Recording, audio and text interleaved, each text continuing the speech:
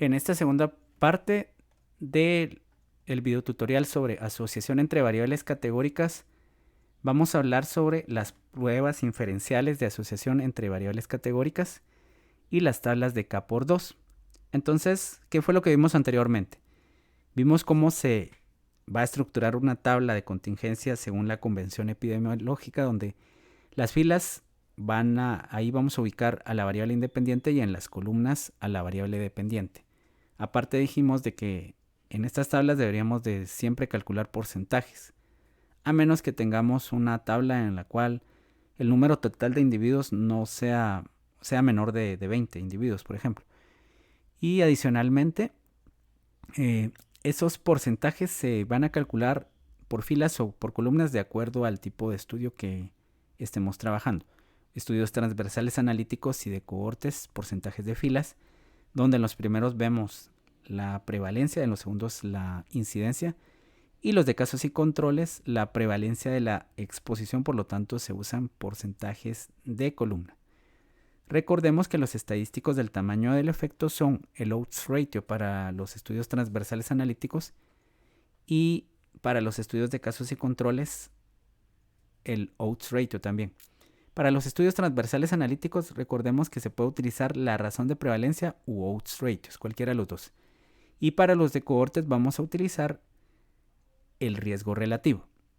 Ahora veamos las pruebas inferenciales. ¿A qué nos referimos con pruebas inferenciales? Generalmente estamos tomando muestras de individuos que cumplen con ciertos criterios.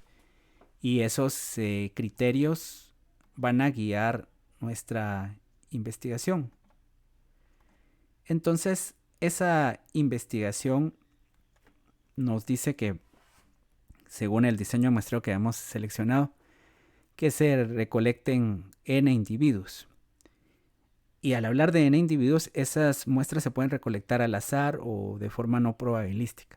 Pero lo que debemos de tomar siempre en cuenta es de que esa es una muestra y en esa muestra no van a estar incluidos, por lo tanto, todos los individuos de la población.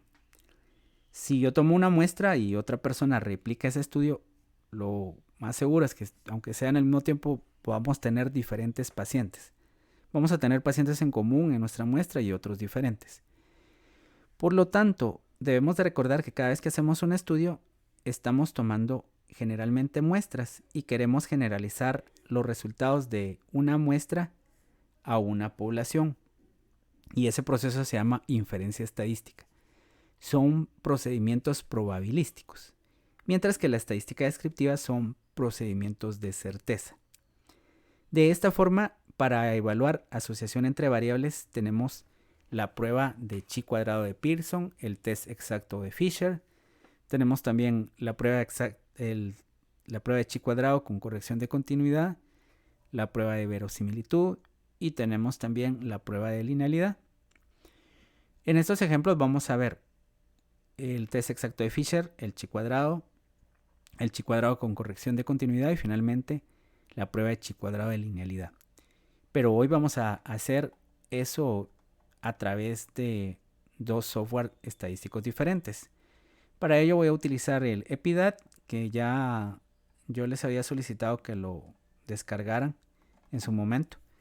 Y la tarea tiene que ver con una tabla de 2x2. Si por alguna razón no pueden correr ese software en su sistema operativo, no se preocupen porque la tarea se puede resolver utilizando Yamovi. Me interesa que conozcan los dos métodos porque hay algunos procedimientos que no se pueden hacer en Yamovi. Entonces vamos al primer ejemplo, el ejemplo transversal analítico.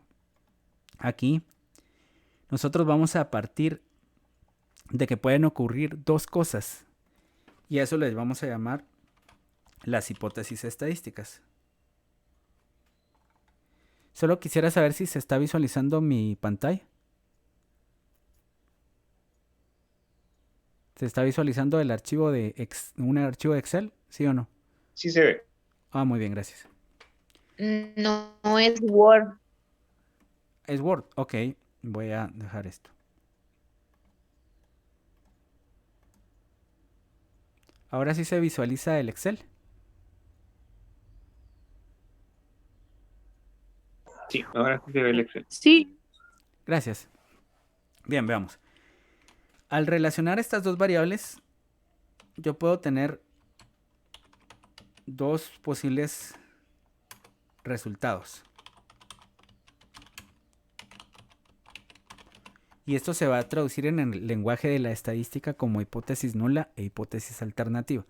Entonces, alguien me puede preguntar, ¿se relaciona la presencia de Demodex en la piel en concentraciones altas con el acné vulgar? Y después de hacer yo un estudio, podría llegar a la conclusión de que sí se relaciona. O podría llegar a la conclusión que no se relaciona. Bueno, entonces, para poder concluir cualquiera de esas dos cosas, yo debo de pensar desde el inicio los dos posibles resultados. Y de hecho hay 4 posibles resultados.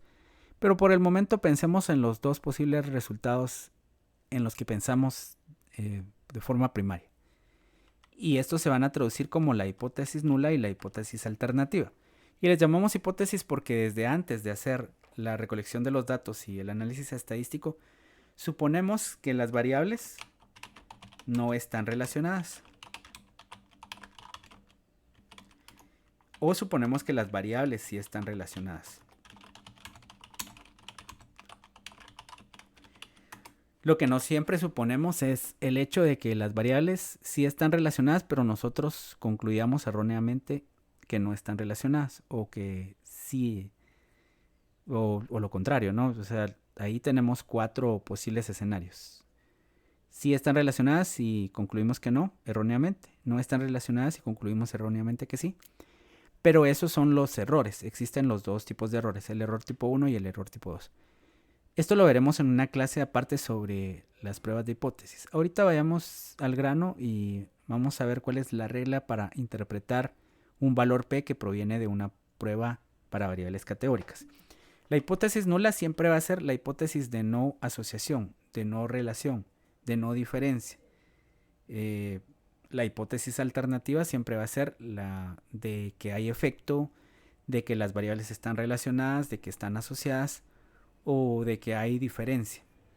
Entonces, de esa manera ya podemos ubicar para cualquier caso de investigación cuál es la hipótesis nula y cuál es la hipótesis alternativa. Entonces, mi hipótesis nula es de que las concentraciones altas en la piel de Demodex no se relacionan con la presencia de acné vulgar. La hipótesis alternativa es que las concentraciones altas en la piel de Demodex sí se relacionan con la presencia de acné vulgar. Entonces, para poder hacer la asociación entre estas variables, hay diferentes métodos dependiendo de los datos. Pero yo voy a partir de algo muy general. Ustedes ya han escuchado la prueba de chi cuadrado. Entonces, si la han escuchado bastante es porque se usa mucho. Y la prueba de chi cuadrado nos sirve para evaluar asociación entre dos variables categóricas. Eso es lo más importante. ¿Ok? Y la prueba de chi cuadrado me va a permitir entender cuál de estas dos hipótesis voy a seleccionar como una hipótesis, digamos, válida. Entonces, si valido la hipótesis nula, invalido la hipótesis alternativa. Si valido la hipótesis alternativa, es porque he invalidado la hipótesis nula.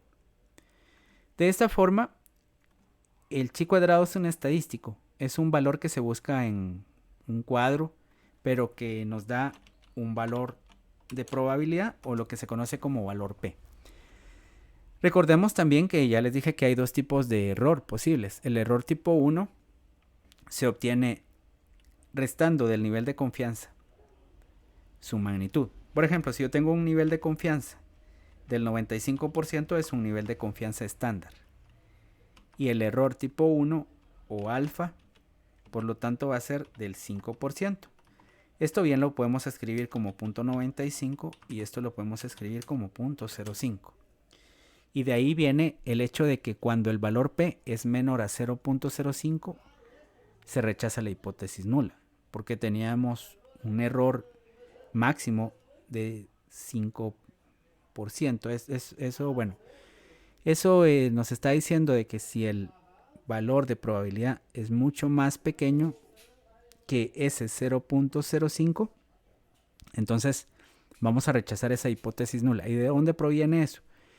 Para poder entender de dónde proviene eso, debemos de saber de que un valor P es la probabilidad de rechazar una hipótesis nula verdadera.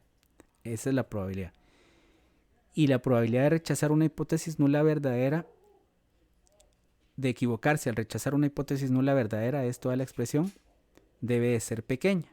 ¿Y cómo decidimos si es pequeña o es grande? Con el nivel de confianza y el nivel de significancia.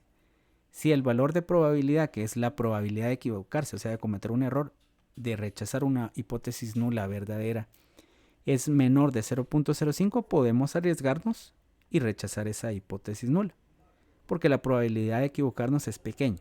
Si el valor P fuera, por ejemplo, 0.30 y solo tenemos permitido un error de 0.05, entonces estamos corriendo mucho riesgo al rechazar esa hipótesis nula.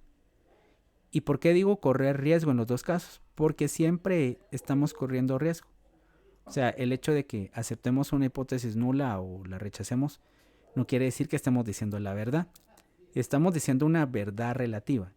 Según la evidencia que tenemos disponible, llegamos a una conclusión. Pero eso yo lo voy a explicar más detalladamente en la siguiente unidad. Y por el momento solo les estoy explicando rápidamente de dónde viene esa regla de decisión. Entonces, si el valor P es menor a alfa, o sea 0.05 en este caso, se rechaza la hipótesis nula. Así de sencillo. Y rechazar la hipótesis nula, ¿qué significa desde el punto de vista práctico? De que las dos variables están relacionadas, según la evidencia encontrada en nuestra muestra. Entonces, ¿cómo se hace ese cálculo? Bien, hay varias formas de hacerlo, varios programas. Aquí voy a utilizar Epidad. ¿Y se está visualizando Epidad, perdón? Sí. Gracias. Bueno, entonces aquí tengo tablas de contingencia de 2x2, simples. ¿Por qué elegí de 2x2? Recuerden, es una tabla de 2 filas y 2 columnas. Los porcentajes, pues es una forma de representar las frecuencias, pero en sí tiene 2 columnas. Siempre vamos a ubicar de esta forma, donde en las columnas están la enfermedad y en las filas la exposición. Y aquí podemos elegir el tipo de estudio. Este es un transversal analítico, entonces transversal. La forma en la que se ingresan las frecuencias debe de corresponder a una tabla donde en la primera fila esté el factor de riesgo o la categoría de mayor riesgo. Y esto es Demodex moderado grave, está bien. En la segunda fila va a estar el menor riesgo. En la primera columna va a estar la enfermedad y esto es acné vulgar. Y en la segunda columna la no enfermedad. Bueno, entonces ya están bien los datos y yo los introduzco por acá. 10, 23, 4 y 29. Ahí está. Para poder hacer el cálculo únicamente debo de dar un clic por acá y reviso con este otro icono que sería una lupa los resultados. Y aquí están los resultados. Por el momento voy a hacer la interpretación del valor P. El valor P aparece por acá, 0.0708. Ok, entonces puedo elegir este valor P. Pero recuerden, cuando tenemos una tabla de 2x2, o sea, 2 filas y 2 columnas, se llama la tabla de un grado de libertad.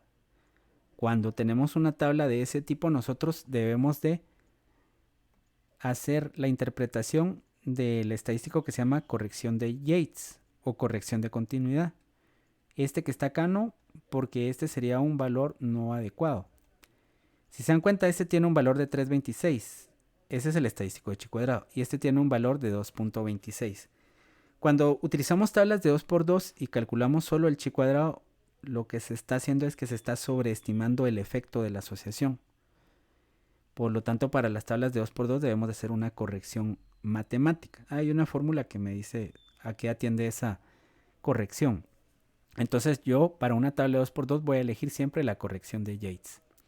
Eso a menos de que haya una razón que me diga no puede elegir la corrección de Yates, sino que la prueba exacta de Fisher. Ah, bueno, y eso es lo que vamos a ver ahorita. Entonces, por el momento yo solo sé que la corrección de Yates me dice que tiene un valor P de .1322. Entonces lo voy a copiar por acá. Mi valor P es .13, .132. Y el valor P es 0, el valor de el nivel de significancia o error tipo 1 es 0.05. Entonces aquí esto es mayor a 0.05. Como esto es mayor a 0.05, yo no puedo rechazar esta hipótesis nula. De hecho, entonces acepto mi hipótesis nula. Y la voy a marcar aquí en amarillo. Porque el resultado del valor P es mayor a 0.05. Y eso me dice que yo no puedo rechazar la hipótesis nula. Lo que voy a rechazar es la hipótesis alternativa. ¿Y cómo se traduce eso en términos prácticos? Que no hay evidencia suficiente para decir que el Demodex en concentraciones altas y el acné vulgar están relacionados estadísticamente, o no hay una asociación estadísticamente significativa entre acné vulgar y la presencia de concentraciones altas de Demodex en la piel. Entonces, esa es la respuesta. Como ustedes pueden ver, la conclusión puede hacerse de diferentes formas. Entonces, yo voy a hacer esto mismo, pero ahora en Jamovi. Y para trabajar con Jamovi, yo sé que debo de crear 3 columnas. La primera columna va a ser la variable independiente. Puede ser así. Por ejemplo, voy a poner Demodex. Y la segunda columna va a ser acné vulgar. La tercera columna va a ser las frecuencias. Pero las frecuencias yo las debo de ingresar como una variable continua. Ahí está. Ahora, Demodex. ¿Cuántas veces tenemos Demodex acá? Me refiero a celdas. Tenemos Demodex moderado o grave cuando se relaciona con acné vulgar y Demodex moderado o grave cuando no se relaciona con esto, ¿verdad? Entonces acá yo cuando no se relaciona con la enfermedad. Entonces eso quiere decir que yo debo escribir 2 veces concentración alta, voy a poner.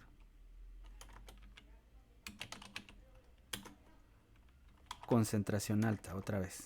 Lo debo escribir de la misma forma, si no voy a tener problemas. Ok. Luego está Demodex en concentración baja o nulo, pero lo voy a poner así, concentración baja.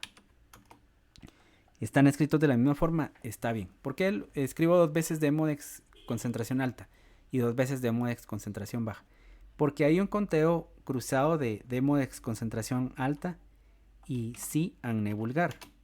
Y hay un Demodex concentración alta no acné vulgar. Y lo mismo un Demodex concentración baja sí acné vulgar y Demodex concentración baja no acné vulgar. Ahí está tabulado esto que está acá de otra forma. ¿Y cuáles son las frecuencias? Entonces aquí digo, concentración alta de Demodex y acné vulgar son 10.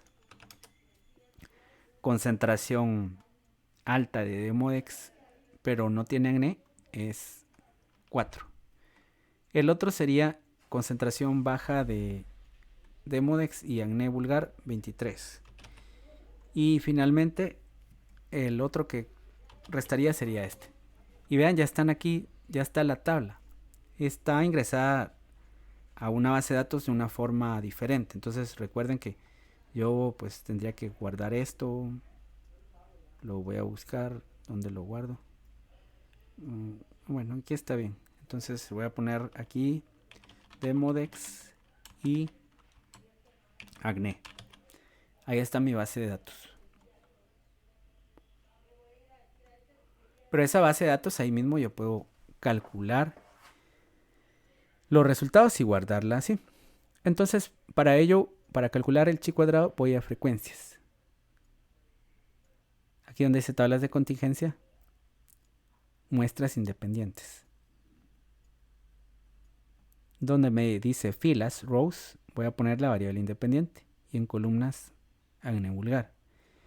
En counts se pondrían los conteos o frecuencias. Y de esto también ya hay un video grabado, pero pues yo quisiera que esté acá por si tienen alguna duda. Y aquí están los conteos. 10, 23, 4, 29. Ok, entonces ahora yo puedo solicitar acá los porcentajes de filas, por ejemplo, para interpretar la tabla. O puedo solicitar también las frecuencias esperadas. Ok, voy a dejar eso por ahí. Y estadísticos, yo puedo ver acá el chi cuadrado de corrección de continuidad. ¿Por qué elijo ese y no este? Porque tengo una tabla de 2×2. Así de sencillo. Y ya me aparece aquí el valor de chi cuadrado. Y esto es 0.132. Ese es el valor que ya había obtenido anteriormente. Coincide con lo que me dio Epidat. Pero en algunas ocasiones se tiene que utilizar el test exacto de Fisher. ¿Y cuándo se utiliza eso? Para ello necesito las frecuencias esperadas. Por eso las marqué aquí. Las frecuencias esperadas son las frecuencias que se obtienen cuando la hipótesis nula es verdadera. Entonces veamos, aquí voy a hacer unas sumas. Necesito sumar todo esto.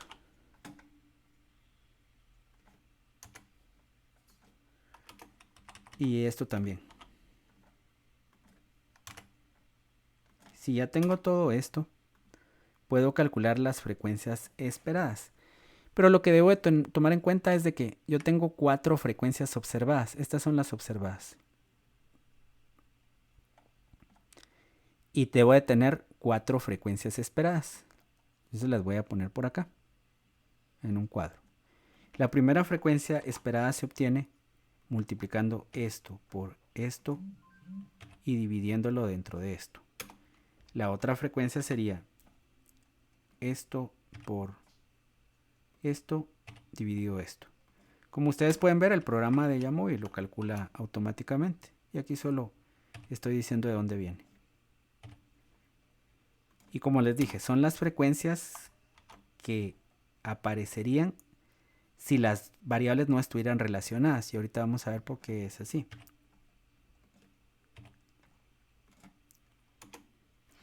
Entonces ustedes notarán que aquí tenemos 2 veces 7 y 26. ¿No? Entonces, si la hipótesis nula fuera verdadera, tendríamos 7 pacientes con acné vulgar y 7 sin acné vulgar en el grupo de Demodex moderado a grave. Y lo mismo, 26 pacientes con acné vulgar y 26 sin acné vulgar en negativo leve. Si convertimos esto a porcentajes, ¿cuánto nos dan? Porcentajes de filas, por ejemplo, 7 más 7, 14. Entonces nos darían 50 acá, 50%, 50%. Y aquí lo mismo, 50%. Como todos estos son porcentajes, entonces no hay diferencias. Y la hipótesis nula sería cierta. Y las variables no estarían relacionadas. Entonces por eso se le llaman frecuencias esperadas. Bien, la regla dice, para poder aplicar o no chi cuadrado, si más del 20% de las frecuencias esperadas tienen un conteo absoluto menor a 5, no debe de aplicar la prueba exacta de Fisher. No debe aplicar el chi cuadrado. Debe aplicar la prueba exacta de Fisher. En estas frecuencias esperadas, yo les pregunto, ¿tengo un valor menor a 5 o no?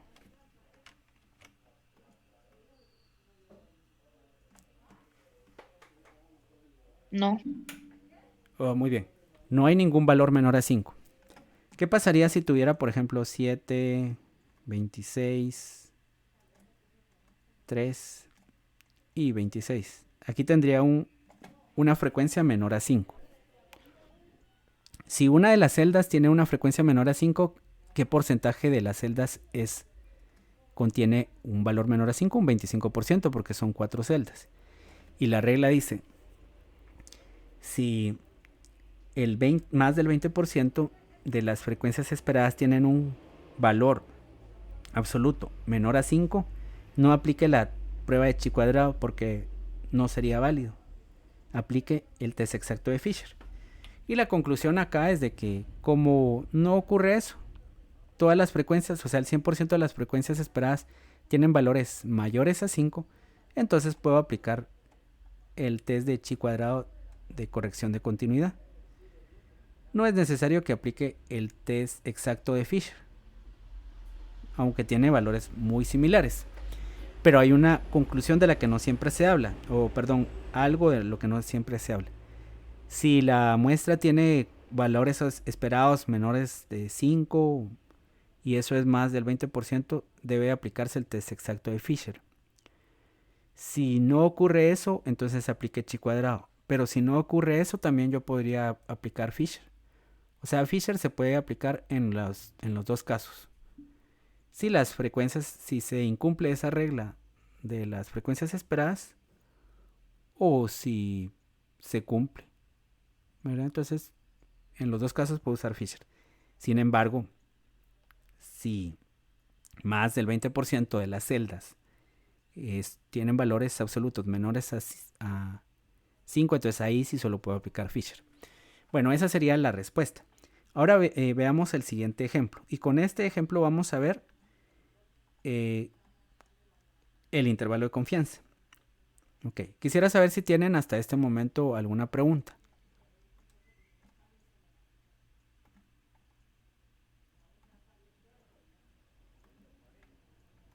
Ok, si no tienen una pregunta necesito que me ayuden en esto. Tablas de contingencia de 2×2. Voy a elegir casos y controles. Es casos y controles. Ahora, si se dan cuenta, si ya vieron la tarea creo que es esta. O no sé si era la otra. Entonces ahí está. Incluso va a estar grabado como se hace, pero ustedes tienen que interpretar. Entonces veamos. Aquí, ¿qué valor debo de escribir de los que están por acá? ¿Qué valor escribo acá? 57. Acá entonces 54. Acá 81. Y acá 166. Muy bien. Para poder hacer el cálculo solo le doy un clic acá.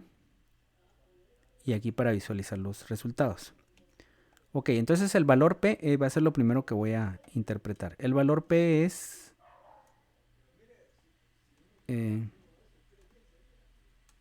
¿dónde aparece el valor P? Está más abajo. Aquí está.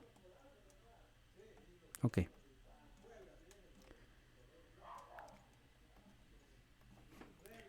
Entonces aquí tengo sin corrección, con corrección y prueba exacta de Fisher. Bueno. Ustedes saben que Fisher se puede aplicar a cualquiera de los casos. Unilateral y bilateral, bueno, en general se aplica el bilateral. El unilateral es cuando hay una investigación anterior que me dice que sí hay asociación entre esas variables y ya se conoce cuál es el tipo de asociación. Entonces, esta la puedo aplicar. Ahora, de estas dos, ¿cuál es la que debo de utilizar? ¿Quién me puede decir cuál de las dos debería de utilizar? ¿La de corrección o la de sin corrección? Corrección. Como es una tabla que tiene 2 filas y 2 columnas, muy bien, debe ser con corrección. Si fuera una tabla de 3×2 o de 3×3 o de 2×3, ahí utilizaría la prueba sin corrección. Bueno, de hecho no se calcula ahí la corrección. Para este caso entonces utilizo la corrección de Yates. Entonces el valor P es este. Ahora, ¿cuál es la hipótesis nula? La hipótesis nula, que también yo la puedo indicar como H0 y la hipótesis alternativa la voy a indicar como H1, me dice que el bajo peso durante el embarazo no se relaciona con el parto prematuro. Eso dice este estudio, la hipótesis nula. La hipótesis alternativa me dice que el bajo peso durante el embarazo sí se relaciona con el parto prematuro. El valor P es 0.001. Es menor a 0.05. Es este valor P que está acá. Bien, con este valor P de 0.013 o 0.001, ¿rechazo la hipótesis nula, sí o no? ¿Quién me puede decir eso? Sí la rechaza. ¿Y qué significa rechazar la hipótesis nula? ¿A qué conclusión práctica llego? Pues que no están relacionadas las variables. Bueno, ahí es. Estoy rechazando que no están relacionadas. Recuerden, si yo acepto la hipótesis alternativa, estoy diciendo que sí están relacionadas. ¿Sí se entiende?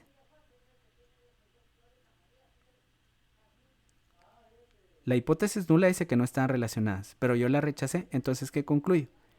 Que sí están relacionadas. Entonces, vean, bajo peso durante el embarazo y parto prematuro sí tienen una relación estadísticamente significativa según estos datos. Eso es lo que me está diciendo este estudio. Porque rechacé la hipótesis nula. ¿Y por qué la rechacé? Porque el valor P de la prueba de chi cuadrado es menor al nivel de significancia. ¿Y cuál es el valor de significancia? 0.05. ¿Y cuál es mi valor P? Es 0.0013. Entonces, si yo lo dijera de otra forma, es que la probabilidad de equivocarme al rechazar una hipótesis nula que es verdadera es bastante pequeña. Entonces, así también lo podemos ver, ¿verdad? Es un poco enredado, pero al final es eso. Mi probabilidad de equivocarme al rechazar una hipótesis nula es pequeñita. No digamos si tenemos un valor así, suponiendo que tiene todos estos ceros y el valor P es así. Entonces, ¿qué concluimos aquí? Que se rechaza la hipótesis nula de cualquier cosa que estemos estudiando. ¿Y qué significa eso? Que la probabilidad de equivocarme al decir que las cosas están relacionadas cuando en realidad no están relacionadas, mi probabilidad es muy pequeña. Entonces corro el riesgo y concluyo que sí están relacionadas. Entonces siempre lo van a recordar así. Cuando se rechaza una hipótesis nula, se acepta que hay asociación entre las variables. Y esa sería la conclusión. Y finalmente, pues vamos a ver este ejemplo. Este ejemplo de cohortes. Ok. Entonces me voy por acá. Y eso también lo pude haber hecho en el Jamovi. Bueno, de hecho, si lo hiciera por acá sería solo tablas de contingencia 2×2, ingreso los datos y digo aquí cohortes, incidencia acumulada y pongo los datos y ya me los dan ahí. Pero yo voy a utilizar el Jamovi, aunque es un poco, se tarda un poco, pero igual, eso voy a hacer. Entonces aquí tengo trombocitopenia.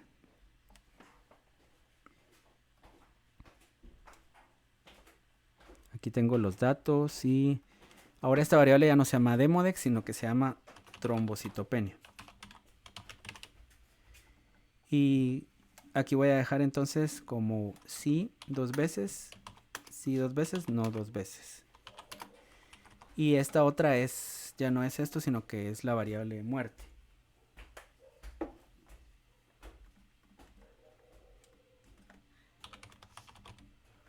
Y aquí pues está bien como sí, ¿no? Sí, no. Solo que lo voy a escribir con minúsculas. Eso no será tan importante, pero bueno, así lo haré. Los conteos cruzados son los siguientes. Ok, ahora me ayudan ustedes. ¿Cuántas personas tenían trombocitopenia y murieron?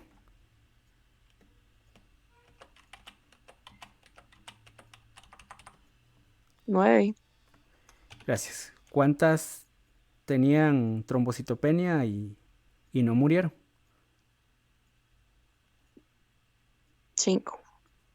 sería 3. Sí tenían trombocitopenia, pero no murieron. Ah, no, perdón, 3. Ajá, 3. Ok, gracias. ¿Cuántas no tuvieron trombocitopenia, pero sí murieron? 5. Gracias. Entonces aquí tenemos 12. Bueno, hacemos la prueba de chi cuadrado, análisis, frecuencias.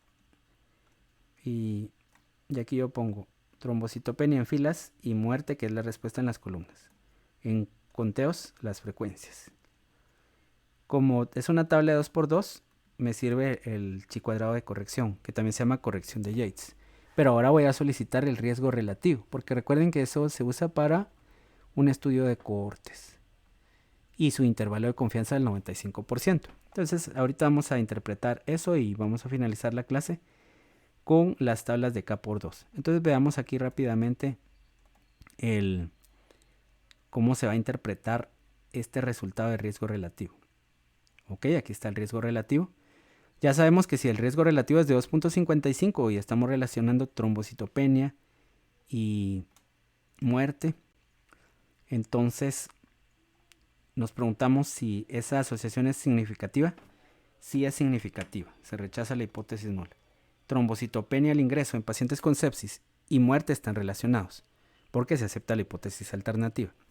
¿Está bien aplicar la prueba de continuidad? Está bien, pero también debemos de probar las frecuencias esperadas. Y entonces aquí le doy expected counts. Como todas las celdas tienen valores por arriba de 5, entonces puedo usar o chi cuadrado o test exacto de Fisher. Recuerden que Fisher se usa en todos los casos, de hecho. Entonces voy a pedir Fisher también, si quiero. Y llego a la conclusión que ambas pruebas rechazan la hipótesis nula. Ok, bueno, pues, ¿cuál de estas es la ideal? Es un poco difícil llegar hasta esa respuesta. Yo puedo confiar en cualquiera de las dos, ¿verdad? Porque eso ya implica otros aspectos estadísticos y tener un poco más de conocimiento, aparte de la estadística de la naturaleza de las variables. Pero lo importante ahora será interpretar el riesgo relativo y su intervalo de confianza. Entonces nos dicen, los pacientes con trombocitopenia tienen 2.55 veces la probabilidad de morir en comparación a los que ingresaron al intensivo pero no tenían trombocitopenia. Bueno, entonces, y ahí en este estudio en particular solamente era trombocitopenia, ni siquiera estábamos hablando de trombocitopenia severa. Entonces ese es un riesgo importante de una persona con trombocitopenia al ingreso tiene 1.55 veces más probabilidad, recuerden, cuando uno dice más se le resta el 1, de morir que los pacientes que ingresaron y no tenían trombocitopenia. Por todos los aspectos clínicos en los que están relacionados o fisiopatológicos en los que están relacionados las plaquetas. Bueno, entonces ahora tenemos que este intervalo va de 1.14 a 5.71. ¿Y qué significa eso? Que en la población de la que se extrajo la muestra, el verdadero valor del riesgo relativo está entre 1.14 y 5.71. Pero hay un valor que es bien importante. A ver, ¿quién se recuerda qué significa cuando el riesgo relativo es igual a 1? ¿Qué significa eso?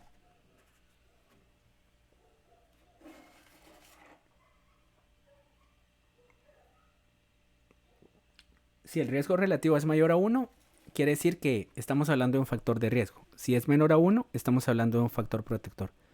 Pero si el riesgo relativo es igual a 1, ¿qué significa?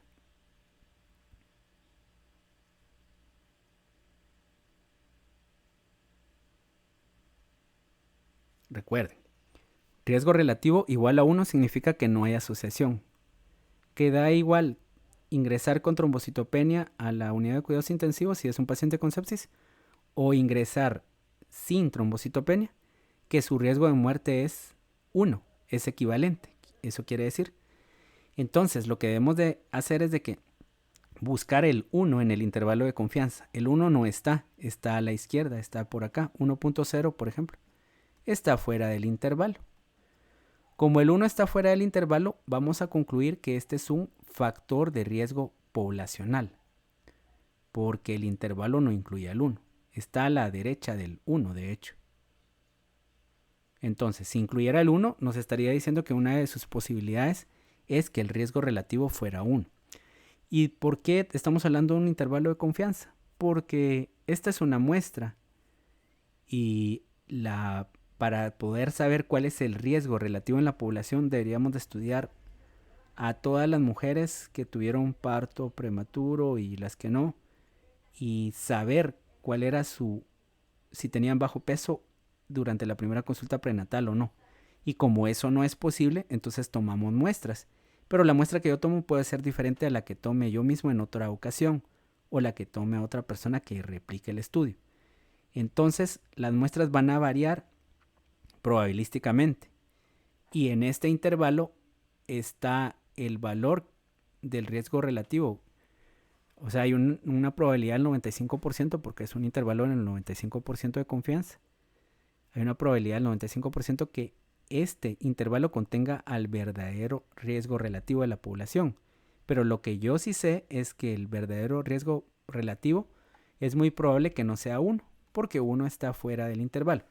Entonces, si yo les pregunto, interpreten el intervalo de confianza, vean que es algo complejo, qué sé yo. Y de hecho, pues hay una forma diferente de interpretarlo y que es más compleja y que posiblemente sea la más adecuada. Pero pues lo que me interesa a mí es simplemente que me digan que si el 1 no está incluido en el intervalo, estamos hablando de que hay asociación significativa. La asociación significativa la podemos ver por el valor P o porque el intervalo de confianza no incluya al 1. De esa forma vamos a hablar. Entonces, eso es lo referente al intervalo de confianza. Para finalizar esta exposición vamos a hablar de las tablas de K por 2. Entonces, vean, las tablas de K por 2 son aquellas tablas en las cuales tenemos, por ejemplo, 3 filas y 2 columnas. Las filas van a ser categorías de riesgo diferentes. Por ejemplo, queremos relacionar las complicaciones neonatales con el estado nutricional o la resistencia a la insulina con el estado nutricional. Entonces tenemos más de 2 filas, porque podríamos tener bajo peso, normal, sobrepeso y obesidad. Entonces ahí hay 4 categorías. Aquí estamos relacionando en niños que están hospitalizados la anemia, que sería sí anemia o no anemia, con el tipo de alimentación, dado que son niños menores a 1 año. Unos fueron alimentados con lactancia materna exclusiva, otros con una combinación de lactancia materna y fórmula, y otros exclusivamente con fórmula. Entonces, ¿quiénes tienen mayor riesgo de anemia? Veamos. En lactancia materna el 17.2% tenían anemia. En lactancia mixta el 31.6% y en fórmula 40.7%. Entonces, ¿quiénes tienen menor riesgo de anemia? Los de lactancia materna y mayor riesgo de anemia, los de fórmula. Entonces, para poder calcular el chi cuadrado acá, lo podemos hacer acá también, ¿verdad? Se agregan aquí los datos, solo que ahora sabemos de que son 3 filas. Bueno, ¿cómo se ingresaría eso? Entonces lo voy a hacer aquí y en el otro lado. Aquí rápidamente digo, este le voy a llamar tipo de lactancia o alimentación. Les voy a escribir aquí materna. Y voy a tener 2 maternas porque es materna con sí y materna con no. Voy a tener también mixta 2 veces, pero ahora debo escribir fórmula y fórmula. Siempre sabiendo que esto se va a escribir igual. Y aquí sí y no. Y los conteos ahora son: materna con anemia es 47, materna sin anemia 226. Y así, 36, 78 y 24 y 35. Y pues nada, voy a análisis y tabla de contingencia. Ahora pues me sirve el chi cuadrado, está bien, porque la corrección de continuidad no me sirve. Porque tengo una tabla de 3 filas y 2 columnas. Ok, entonces aquí digo, la variable independiente es la alimentación y la otra no se llama muerte, sino que se llama anemia. Bien, voy al análisis. Aquí está el resultado. Entonces vean, está así, sí está bien. Estos son los conteos esperados. Entonces, muy bien. Él llamó y me puede hacer prueba exacta de Fisher para una tabla que no sea solo de 2×2. Es algo que no puede hacer SPSS. Entonces siempre yo hago la revisión de las frecuencias esperadas. Ninguna frecuencia esperada es menor a 5. Entonces está bien aplicar el chi cuadrado. Pero con corrección de continuidad no. Debe ser el chi cuadrado normal. Ahora entonces ya comprendo mejor cómo se aplican esos test. Test exacto de Fisher lo puedo aplicar para cualquier caso. Está bien ahí también. El riesgo relativo ya no me lo saca. Y aquí podría ser un outright, pero ya no, porque solo sirve para tablas de 2×2. En cambio, EPIDAT sí lo puede hacer. Y es lo que vamos a ver. Los intervalos de confianza ya no me interesan, porque igual no me está sacando los outrights. Y lo único que me interesa acá entonces es el valor P. Pero hay otra cosa importante, y eso lo vamos a ver a través del plot. Yo les había dicho que vamos a ver también el chi cuadrado de linealidad.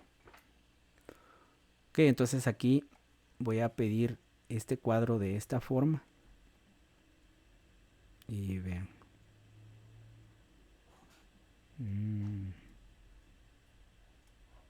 Ok, veamos acá. Ustedes ven una tendencia que a medida que se deja de dar leche materna aumenta la prevalencia de anemia, ¿sí o no?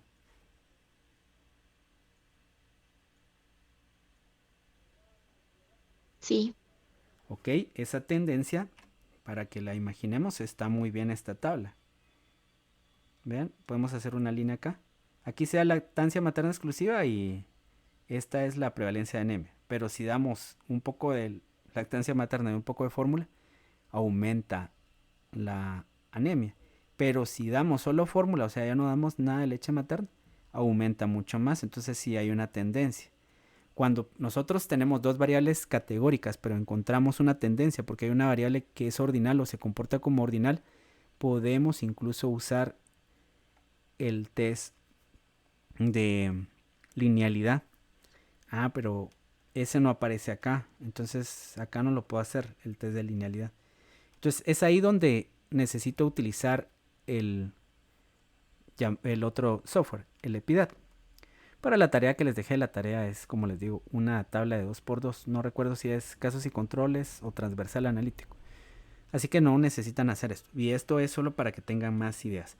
Entonces ya vamos a terminar, pero pues les recuerdo de que este curso está diseñado para que ustedes vean herramientas que les puedan ser útiles en su tesis.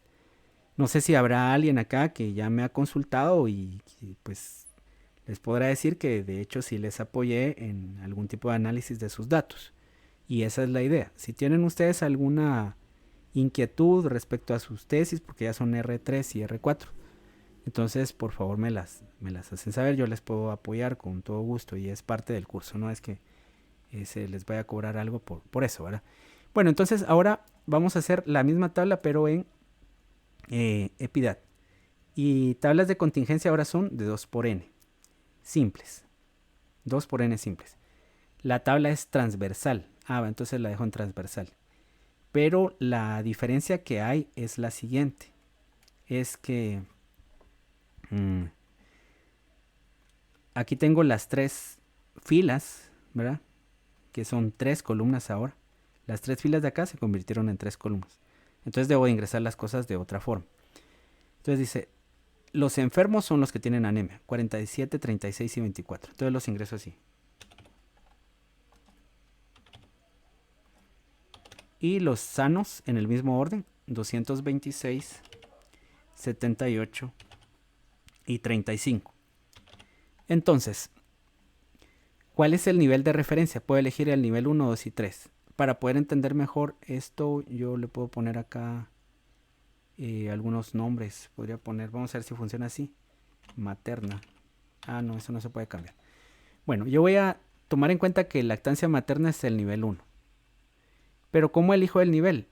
Nivel 1, nivel 2, nivel 3. Bueno. Pues generalmente se elige como nivel 1 el que tiene menor riesgo de anemia. Sería lactancia materna. Entonces así, lo dejo así. Ahora le doy un clic acá y voy a ver el chi cuadrado, es bien pequeñito. Es 0.001. Pero como yo les dije, cuando encontramos una tendencia y son dos variables categóricas, podemos usar la prueba de tendencia lineal, que se llama también chi cuadrado de linealidad. Y es este valor que está acá. Este valor que dice 0.000 no es que sea 0. Lo que pasa es que es un valor con bastantes ceros. Aquí no me dice cuántos ceros tiene, pero podría ser algo como, por ejemplo, esto. Pero lo que pasa es que es bien pequeñito. Entonces, generalmente, cuando uno reporta este valor P, si ustedes cuando estén haciendo su tesis ven un valor P así, lo van a reportar como P menor a 0.001. Y esto se conoce como un valor P altamente significativo. Perdón, es 0.001, con dos ceros después del punto. Ok, entonces las dos pruebas me dicen que hay asociación entre el tipo de lactancia o tipo de alimentación y la anemia. Es decir, la frecuencia de anemia sí va a depender del tipo de lactancia que se dé. Y para finalizar, les explico esto rápidamente. Si yo tengo 3 categorías, ya no voy a calcular una sola razón de prevalencia o odds ratio, sino que puedo calcular 2. En el primer caso de las tablas de 2x2 tenía exposición y no exposición, entonces podía calcular un odds ratio. Cuando tengo 3 filas, puedo calcular 2 odds ratio. Y si tuviera 4, 3. ¿Y cómo sería esto? Pues esto sería de la siguiente manera. A ver, pues sería, estamos calculando todo con relación a la lactancia materna. Lactancia materna. Esto es lactancia mixta y esto otro es fórmula.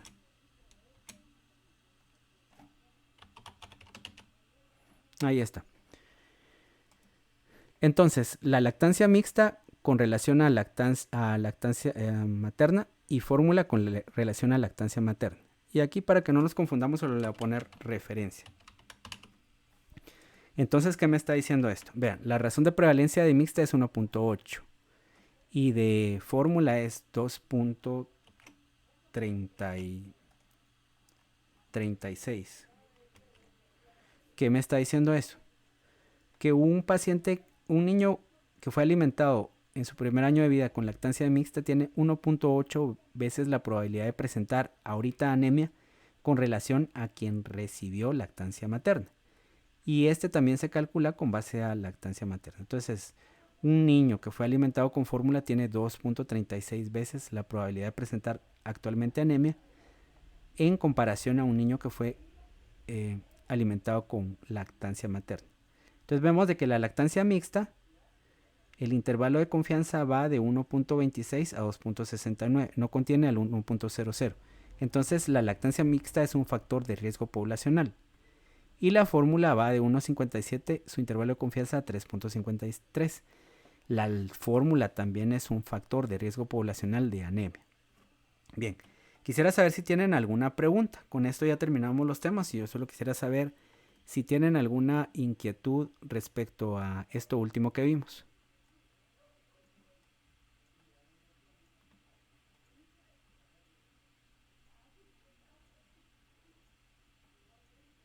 Bueno, recuerden, en resumen, cuando tenemos más de 2 categorías de comparación o niveles de riesgo, podemos calcular más odds ratios o riesgos relativos. Siempre van a ser tantas cantidades menos 1 la cantidad de riesgos relativos que podamos calcular.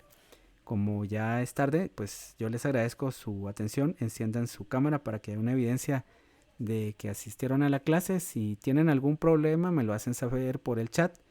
Y creo que me habían pedido ahí que ingresaran a otras personas al WhatsApp. Se me ha olvidado eso. Ahorita me voy a quedar haciendo eso de una vez. Ya están asignadas ya está asignada la tarea número 2, la tarea grupal. De hecho, yo voy a subir de una vez esta charla. Ya estaría hecha ahí la tarea. Entonces es para que ustedes la copien y la interpreten. La interpretación va a ser entonces lo más importante y que pongan en práctica en sus computadoras lo que estoy haciendo por acá. Bueno, si no tienen alguna pregunta, les agradezco su atención, que tengan feliz tarde y por favor, si tienen problemas con marcar su asistencia, me lo hacen saber por el chat de WhatsApp o o al chat de WhatsApp de EducaX. Gracias.